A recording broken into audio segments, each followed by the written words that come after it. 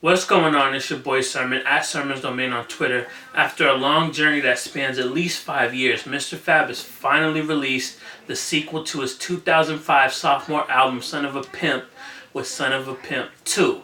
This album, man, there's been a lot that went into this album. I remember talking to F.A.B for a few years about it, and he's always told me like he wants to do it big, he wants this to be major.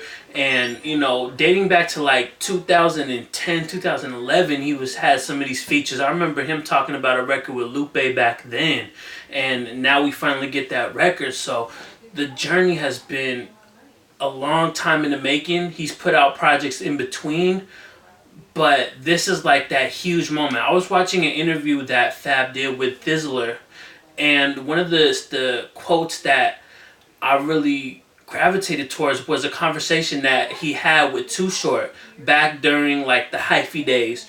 And he told Too Short that he was like one of the hottest acts and that he should do a record with him. And the Too Short told him, you're hot right now, but I want you to go cold and then get hot again, and I'll respect it. And I was like, man, that's a powerful statement, especially because it rings true now. I mean, after the hyphy movement really died down, F.A.B was kind of in a sort of a limbo state. He was still known, he was still getting good guest features, and people respected him, but he didn't have that popularity anymore. Now I feel like he's kind of back at that. Not as big as like when Ghost Rider was out, but still enough to where he can make an album like Son of a Pimp 2 and have everybody featured. He said that nobody charged him any money for guest features. This is all off the strength of, his connections in the industry and having good relationships with people. Now, with that said, let's get into the music. Like I said, there's a lot of guest features on here. Almost every song has a guest feature.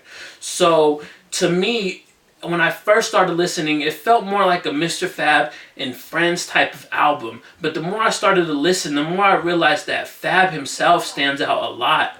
Even though there's a lot of good guest features on here, it's still a lot of the parts that really stand out in my mind are from Mr. F.A.B. Like the title track, for instance, Son of a Pimp. It's really groovy. It's really fun. It's like a song that you kind of dance to, but it also tells F.A.B's story. For those that don't really know, like his dad was really a pimp, so that is told on that. But I also hear like some inspiration from Too Short, like the early Too Short, the way he was rapping, like when he was doing Freaky Tales, for instance. I can hear that in F.A.B, like as like a homage, and that's one thing that I also noticed about this album is that a lot of it kind of pays homage to like hip hop in the past. For instance, Not in Love Anymore. Like that hook is kind of borrowed from Ahmed's back in the day. That 1994 West Coast classic. Another moment that stood out in terms of like the homage aspect is Still Feeling It, which samples Max Dre's Feeling Myself. Now this is cool because it's a nod back to F.A.B's hyphy days. This is F.A.B just having fun and being, all extra hyper and, saying like, weird, crazy stuff, whatever. It's just like a fun record. I don't think it's meant to be anything more than, looked at as a fun record. Don't break down the lyrics or anything. Just, appreciate it. If you were a part of like the hyphy movement and you witnessed that and all the music that was coming out, this is a nice little throwback to that whole aspect.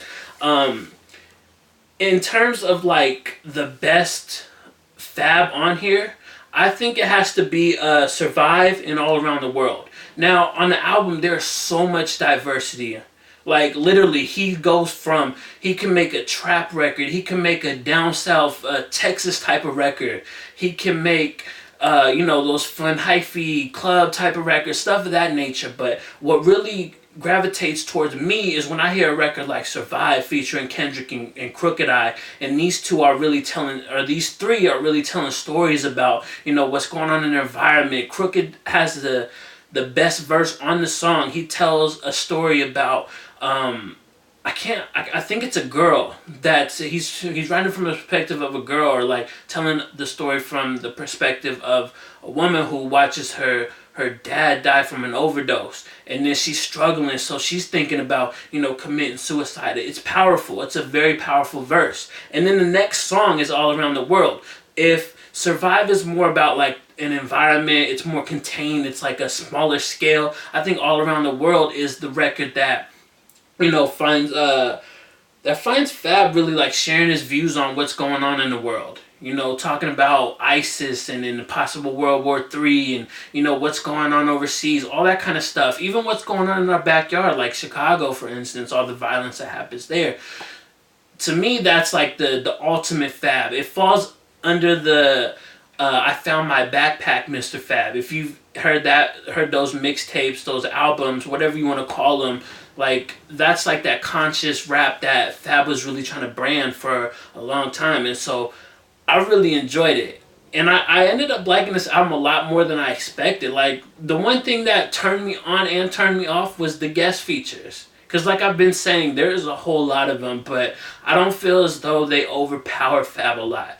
And I like that he doesn't just work with like the hottest acts, He doesn't just have like a 2 Chainz and Kendrick Lamar or a G-Eazy because these people are like the hot names right now. He has them because he has a good relationship with them. But also he has them because, he has like artists that are still good at what they do, but they don't get the recognition. Like a Bobby V or a Carl Thomas, a Slim Thug, a Keek the Sneak. These are all people that provide some, solid verses on the project.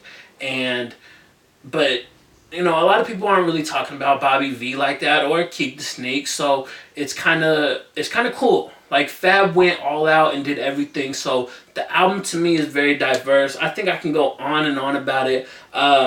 There's one more record I really wanted to highlight, and that's Brother to Brother. This is F.A.B, writing a letter. I'm trying to think the whole concept, because I'm wondering because his brother is currently locked up. So I wonder if his brother actually wrote the lyrics and F.A.B is spitting them from his perspective as, like a letter. Or if F.A.B is writing it as a concept all around himself, just kind of writing like, what his brothers told him over the years. And that seems like it could be the safe bet. But he's rapping from the perspective of his brother on a couple verses. And then he provides like his own little response. It's a very strong record. Anytime you have a record that, talks about like family and, the struggle, all that stuff, it really resonates with the listener being me. And like I said, overall, it's a really good album. Son of a Pimp 2 lived up to the expectations and then some. I'm sure I can go on and on about the album, but I definitely urge you to check it out.